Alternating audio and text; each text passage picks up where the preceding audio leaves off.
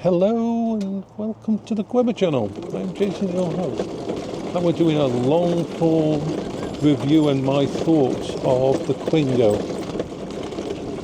Mk2. Now we will be going on a main road area, so sound is not going to be brilliant in that area, unfortunately. But it's where I go. One thing about having a scooter like this is I can choose to go anywhere I want. I really can. Now, before we go on, I want to show you what the vehicle looks like now. I can actually just step just outside here. I can't move too far away from this vehicle. These are my safe space, but I want to actually just show you quickly the outside of the vehicle. I'll just keep touching the actual thing. So let's move outside here, and now keep holding onto here so you can see the wheels look tiny on it. The wheels do look tiny on it. But there's the thingy, there's the canopy. Let's go around the front. There's the front, the other side, and the rear. As you can see, mine has taken a few scrapes. Mine has taken a few scrapes since I took ownership of it.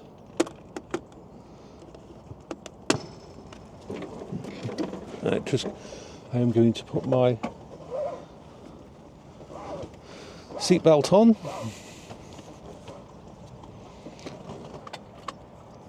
There we are. Right, okay.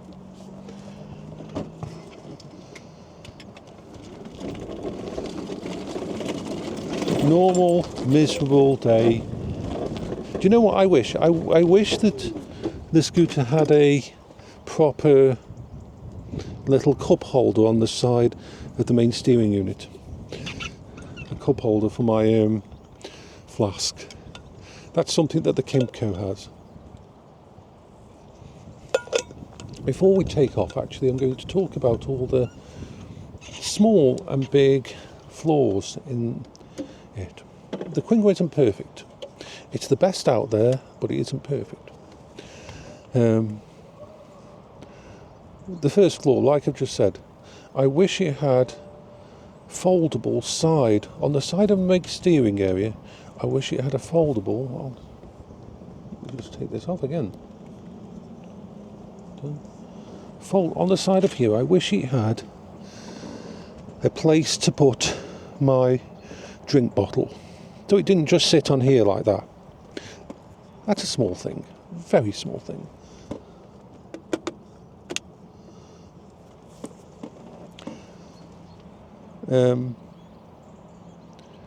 This front screen here is not ideal. It needs some kind of anti-reflective covering on it. That would be ideal for it, because if you're travelling towards the sun, this very much becomes almost a blind spot. It can be almost dangerous to you then. You can see, but not very well at all. It's not very good at all. And at night, if you've got the light on, but I've been told today that there should be a black visor that goes down here that stops it shining on here. No, mine didn't come with it, so they're going to do that for me. So that's something that might help fix that bit there. This light here, as you can see, it's yellow. It's not a very powerful light.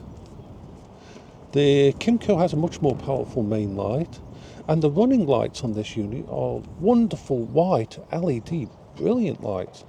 This central light at night when you're out with the vehicle does not light up much in front of you at all. I wish there was a button you could press to high beams or something on it. Maybe later this year I'm going to actually have a spotlight or something put on the thingy so I can go out at night, outside the metal frame for the actual canopy. So let's turn that off. It's hard for me to find problems with the Quingo.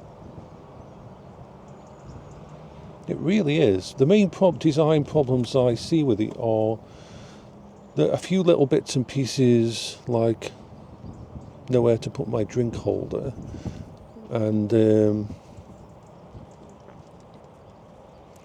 front screen when you've got the big arc canopy on, which is wonderful, the arc canopy is. But when it comes down to it, I just can't find anything. My unit has some issues, and I'll go through the issues that my unit's got. Now, you've got to remember, this was a second-hand unit when I got it, and the main steering hydraulics does not work. What do I mean by that? The steering tiller is supposed to be able to be pulled back and forward. You've got a locking mechanism here. Mine has never worked. It doesn't move at all. It's stuck in place. It's frozen in place, actually. I don't know what. But when they looked at it, it showed that it basically doesn't work. So that needs replacing. I need a new canopy because this one's pretty much scratched, and I'd like a new canopy wood. My rear running lights don't work. I think what's happened is when they put the canopy on, I'm not sure though, but when they put the canopy on, that's when they stopped working. So I think, unfortunately, either one of the plugs wasn't plugged back in, or there was an issue with it, and it just came out after that point, because I didn't notice it till about 2 or 3 weeks after having the canopy on, that the rear running lights, the rear main lights, red lights that come on when you turn this on the front, work, but the running lights do not. So that needs fixing on it. It probably does need new batteries now, for how long it's been around. Apart from that though, it's in really good condition. Oh yeah, the actual USB 12 volt thingy no longer works. I don't know whether that was me or not. I think there might be a fuse inside the actual unit here that's blown, because I think it's fused and the fuse isn't working anymore. So there's no power. I can't plug in a USB thing to the 12 volt or use it with the compressor to pump up the tyres. But that's okay. Apart from that, this unit is in really good running condition. And that's the wonderful thing about it. I trust it. I can go anywhere I want them. Also, a few of the plastic, the rubber plastic covers that go over the actual throttle tiller have come off. So I'm having to touch metal there and it's cold.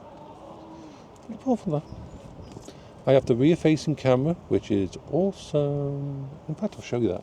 You probably saw it before, but this is a lifesaver. This is a lifesaver for me. When I'm on a road, when I'm on thingy, I can see behind me without having to look at side mirrors. I had the side mirrors taken off because when you've got the canopy on, the side mirrors become useless anyway. So, let's go on a journey. Let's go to Tesco. Let's go on a nice little journey to Tesco. We've been stuck still for long enough.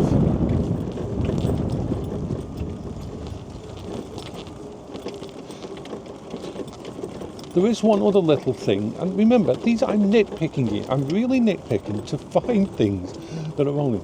And that is on the canopy, when you fold up the sides, because the difference in length, the front part to the back part of the part that you fold up, one side always seems odd. You can't get them both exactly the same level. And that is really nitpicking on my thing. One of my actual connectors on there has failed, so I just tie it off. See, this can get through these little gates here. The 60 odd centimeters width gives you so much ability to go wherever you want. I always turn the light on when I'm going to cross the road.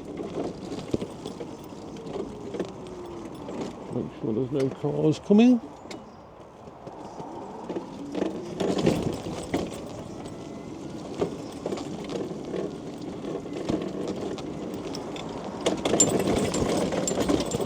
It's a very, very good centre of gravity.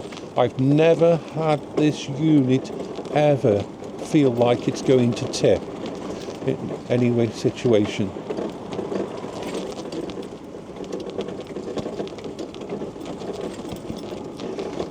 So yes, I'm going to be sticking with the Quingo. See, the nice thing is, some of the pavements in the UK, in Stoke-on-Trent, are like this. Wonderful pavements. Really nice and comfortable. With a lot of space, even though they've got their bins out and some of the cars might go up on the actual pavement, there's enough room. But there's always those places where a bigger scooter... See, the thing, if I had a scooter cabin, I'd have to go on the road. I hate these little culverts.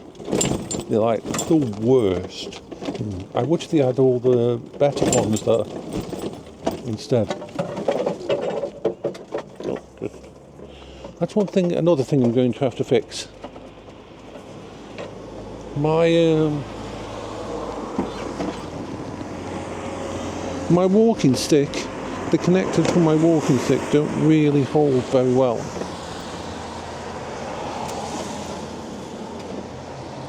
I'm thinking of 3D printing a clasp for my walking stick.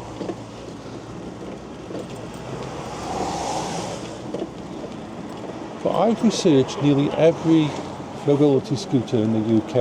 I'm autistic. We deep dive. We freaking deep dive things. I've got ADHD, so yeah, I super deep dive. I look into stuff levels that you wouldn't believe. And there is no scooter out there, even if I was to spend £15,000 on a scooter,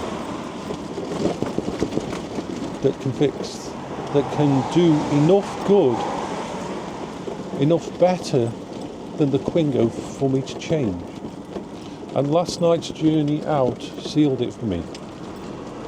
I will have to go away to get lighting outside of the cabin. And somehow, if anybody knows of one out there, if there is any way that I could fix a portable wiper to the front of my Quingo, so that when it's raining and that, visibility goes down quite a bit, I would fucking love that. Oh my god, I've torn again. My apologies. But yeah, I would absolutely love that.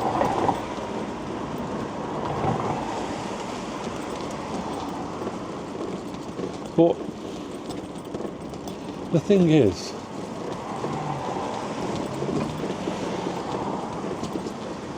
I can't give up the manoeuvrability. As you'll notice, a lot of places in Stoke-on-Trent, they've put these huge posts in the middle of streets and so on. The Quingo can get through them. There's some that are actually so tight that there's like 1 centimetre on either side of the Quingo. I couldn't do that in any other scooter. Any other scooter that allows me to go on the road. See, this is a class 3 vehicle. I can go on the roads. I only go on the roads when I can't go on the pavement though. So we are going to go up here, cross over to the other side.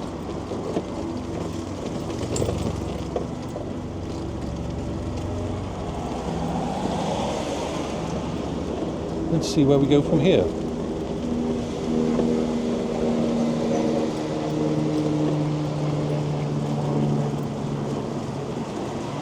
We've travelled about 3 miles. Just a leisurely wander.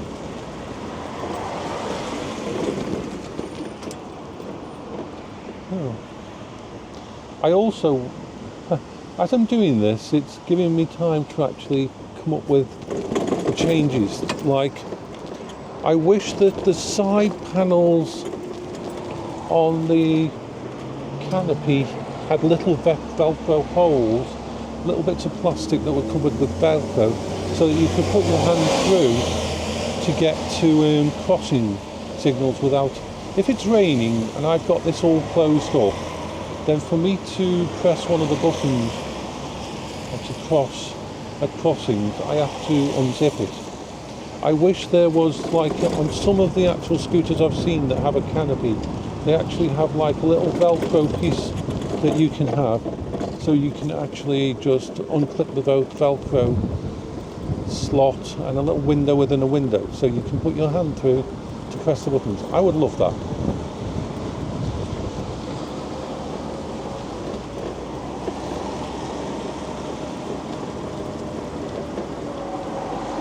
I trust the Quingo. I trust the Quingo. That is the best endorsement I can give for a mobility scooter, is that I trust it. That I don't feel anxiety when I'm out on it. That I can spend time going places that I wouldn't. You've got to remember, before I had a mobility scooter, I spent those 3 years after my wife died never leaving the house except for hospital CT scans.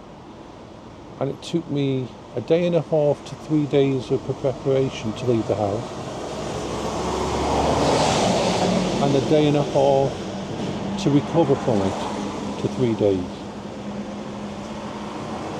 Since I've had this scooter, I've travelled over 900 freaking miles. I mean, seriously, that is amazing.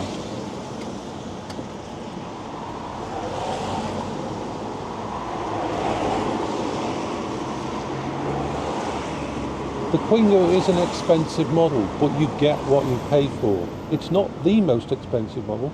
There is mobility scooters out there that are like £15,000. The one that I was going to get at the end of this year is 11,500 or 11,600 with the leather. But I can't justify that on a scooter that will mean I will be able to go less places, that I will have to stop further away and use a walking stick.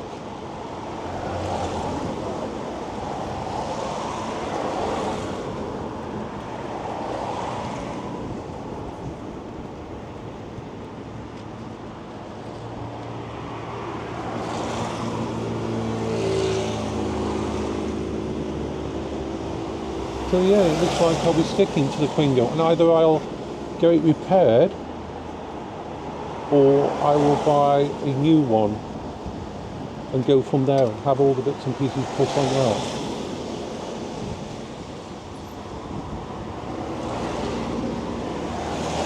I'll have to discuss with people about that. I can afford to at the end of this year. I'll have the money to be able to actually buy a new one of these Quingos if I wanted to.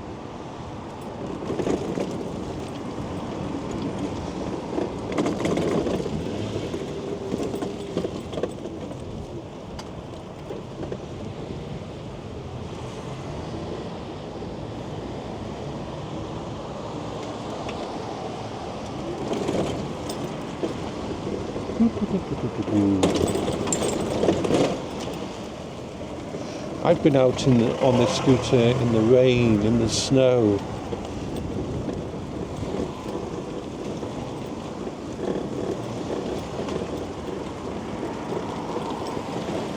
I've explored entire estates.